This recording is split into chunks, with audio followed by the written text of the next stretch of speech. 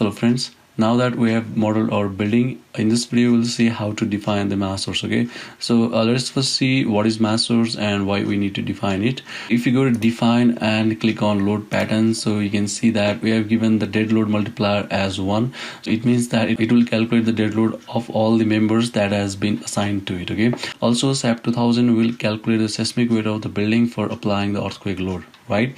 Okay, so let's unlock the model.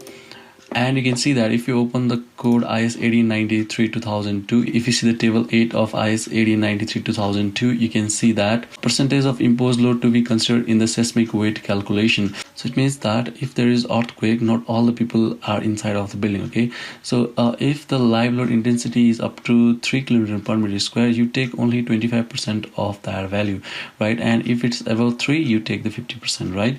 So we have to tell SAP2000 that you have to consider these things over here.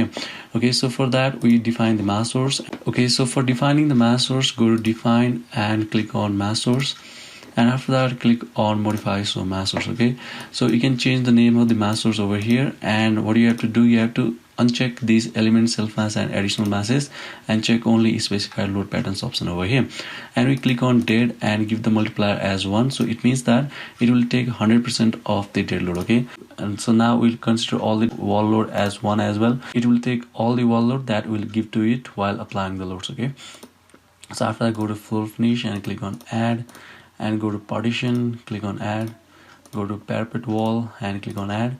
So after that go to live, and as our live load is equal to 2 km per meter square, that is basically applied in the residential building, we'll give it as 0.25. okay, if your live load is greater than 3 km per meter square, you give the multiplier as 0.5. okay, so we add this value, and after that we go to roof live. So what happens is that when there is earthquake, we assume that no people are on the roof. Okay, so we get the roof live multiplier as 0, and we click on add.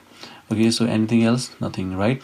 Okay, so this is how you define the mass source. After that click on OK, and after that you click on OK. Alright, so in the next video we'll see how to define the diaphragms.